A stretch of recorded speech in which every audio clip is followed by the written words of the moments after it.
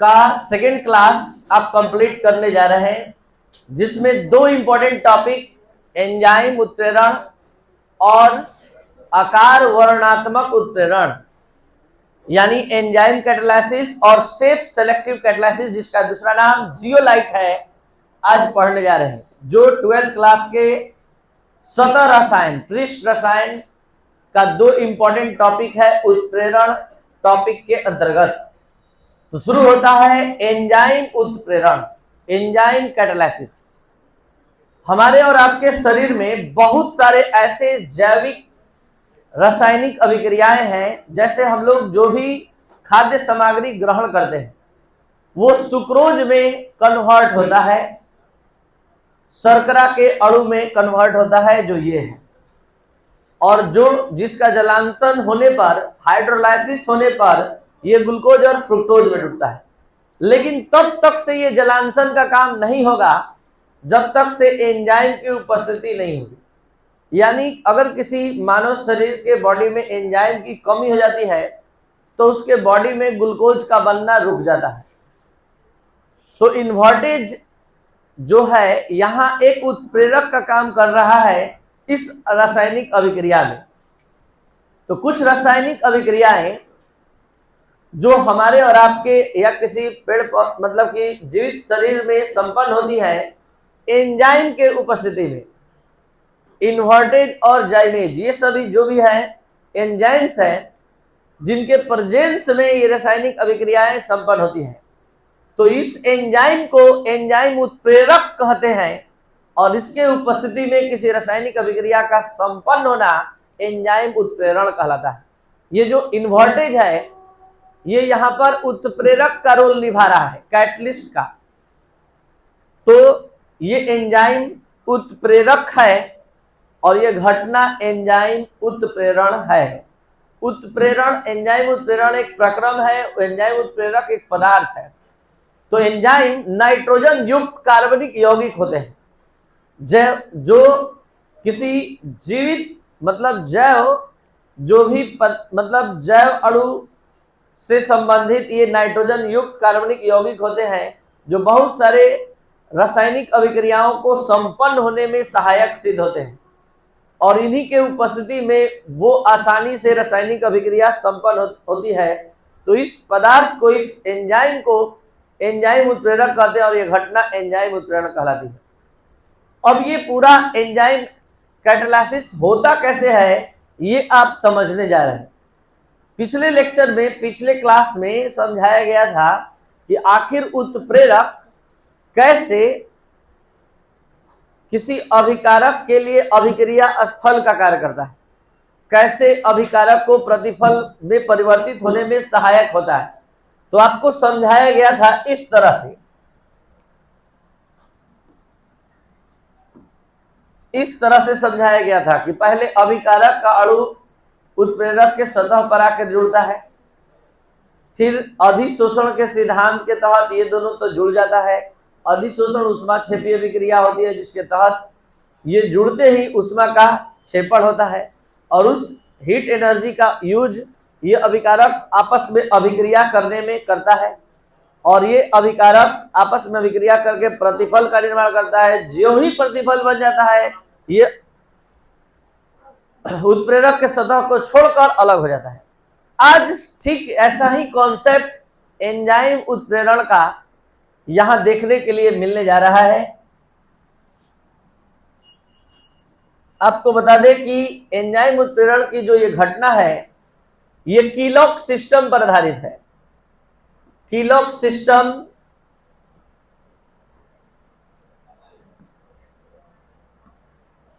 कीलॉक system क्या होता है, जैसे ताले चाबी का जो होता है वैसा ही, तो ये वैसे ही है, लेकिन उससे पहले थोड़ा सा जानिए कि एंजाइम जो है एक उत्प्रेरक का कार्य करता है। सबसे पहले इसके स्टेप को समझ लीजिए। सबसे पहले अभिकारक, जिसको एस से रिप्रेजेंट किए हैं, एंजाइम से जुड़ता है। जुड़ने के बाद जैसे अभिकारक जाके उत्प्रेरक के पृष्ठ पर जुड़ता है, तो ये पृष्ठ पर जुड़ गया। उसके बाद ये आपस में रिएक्शन करता है, ए और बी जो दिखाए, तो ये उसी के पृष्ठ पर प्रतिफल में बदल जाता है और फिर क्या होता है, प्रोडक्ट उससे एंजाइम से यानी कि उत्प्रेरक के पृष्ठ से अलग हो जाता है। तो जहां ई लिखा है वहां आपको क्या समझना है, उत्प्रेरक, और जहां एस लिखा है वहां अभिकर्मक, सबस्ट्रेट। तो अभिकर्मक माने अभिकारक उत्प्रेरक के पृष्ठ पर जुड़ता है। जुड़ने के बाद अधिशोषण के सिद्धांत के तहत जैसे ही एनर्जी निकलती है वो अभिकर्मक से बदल जाता है प्रतिफल में, और प्रतिफल में बदलने के बाद जैसे ही पूर्ण रूप से बदल जाता है ये अलग हो जाता है। तो अलग हो गया स्टेप थर्ड में। अब इस बात को 2-3 एग्जाम्पल से हम समझाने जा रहे हैं। ये एग्जाम्पल आपको समझने का क्षमता देगा क्योंकि वास्तव में ये कीलॉक सिस्टम पर आधारित होता है।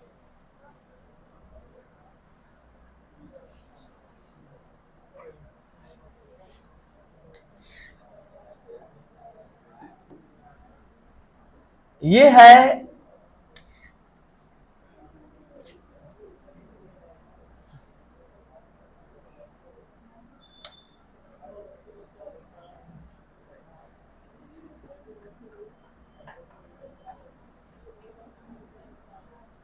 है एंजाइम मतलब उत्प्रेरक। अब आप ही बताइए, इस एंजाइम पर ध्यान दीजिए, इस एंजाइम पर वही अभिकर्मक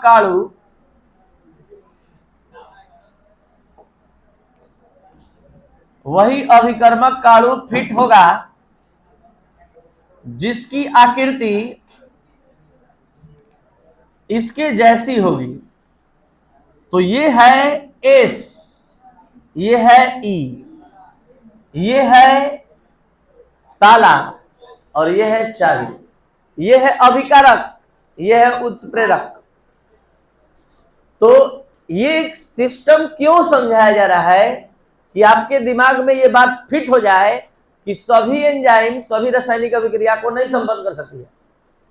जिस तरह एक ताले का एक ही चाबी होता है, दूसरे चाबी से नहीं खुलता है, उसी तरह अगर कोई अभिकर्मक काणु जिसका आकार इसके गड्ढे यानी क्रोटर के साइज के अनुरूप होती है तो वो सीधा सीधा उस पर फिट हो जाता है।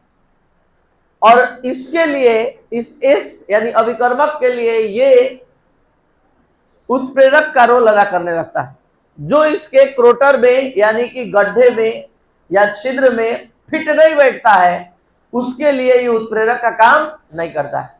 तो ये सबसे पहले इसमें फिट होता है।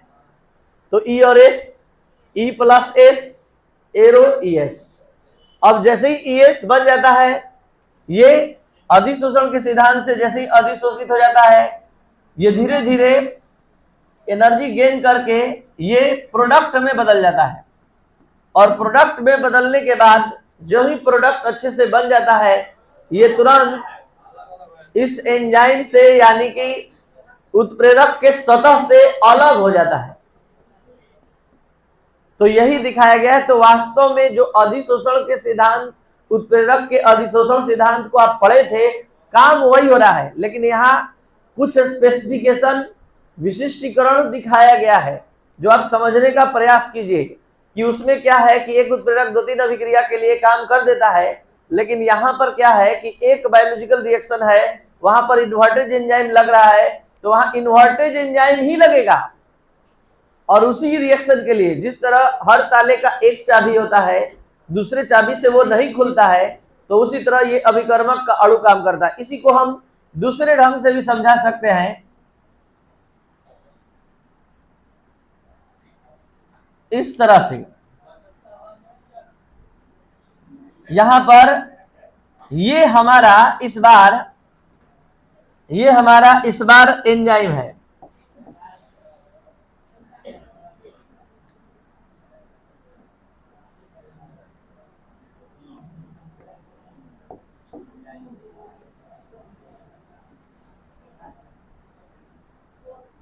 ये हमारा एंजाइम है, इसमें गड्ढा इस तरह का बना है। अब आप ही बताइए, जब एंजाइम इस तरह का है तो जिस अभिकारमक या अभिकारक का आकार ऐसा नहीं होगा, वो उसके लिए उत्प्रेरक का कार्य नहीं करेगा।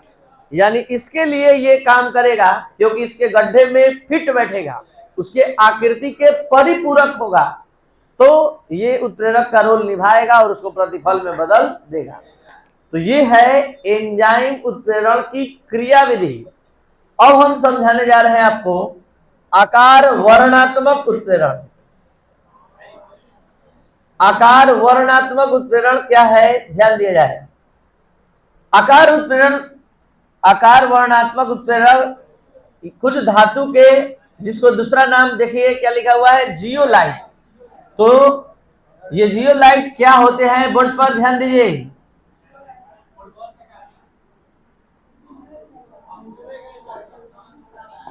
ये देखिए कुछ धातु के ये एल्यूमिनो सिलिकेट होते हैं, एल्यूमिनो सिलिकेट होते हैं और इसमें बहुत सारे छिद्र होते हैं।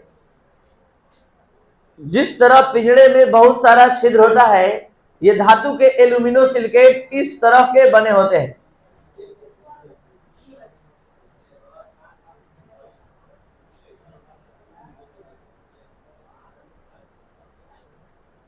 बोर्ड पर ध्यान दिया जाए। ये है जियोलाइट का संरचना, जस्ट लाइक ए केज, इसमें बहुत सारे छिद्र होते हैं। कॉन्सेप्ट क्या कह रहा है, ध्यान दीजिए। ये एक उत्प्रेरक है और इस उत्प्रेरक पर बहुत सारा छिद्र है और इसके छिद्र का साइज, इसके छिद्र का साइज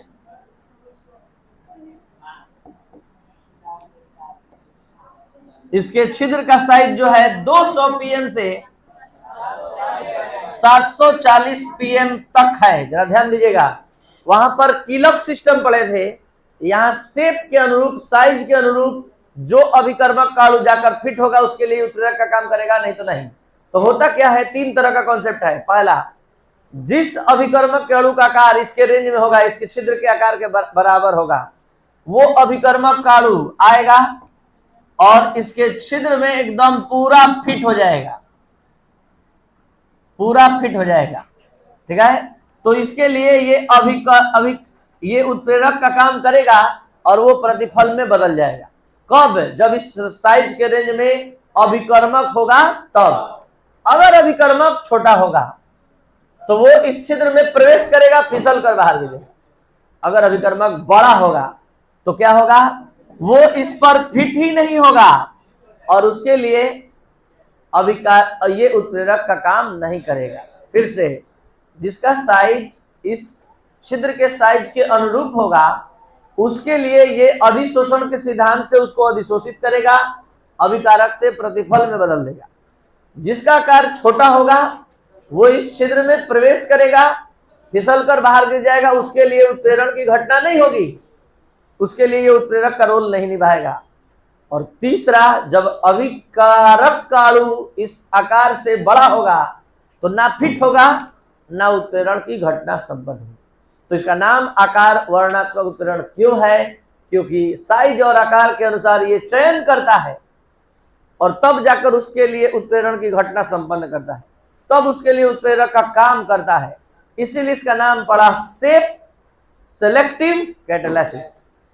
शेप के अनुसार सेलेक्ट करता है और तब उत्प्रेरण की घटना संपन्न कराता है। ये था आपका आज का क्लास। इसका नाम जियोलाइट है। ये धातु के एल्यूमिनो सिलिकेट होते हैं। इसका फिगर आप बुक से बना लेंगे या फिर आप अपने से भी बना सकते हैं, कोई दिक्कत नहीं है इसमें। ठीक है, जा सकते हैं आप।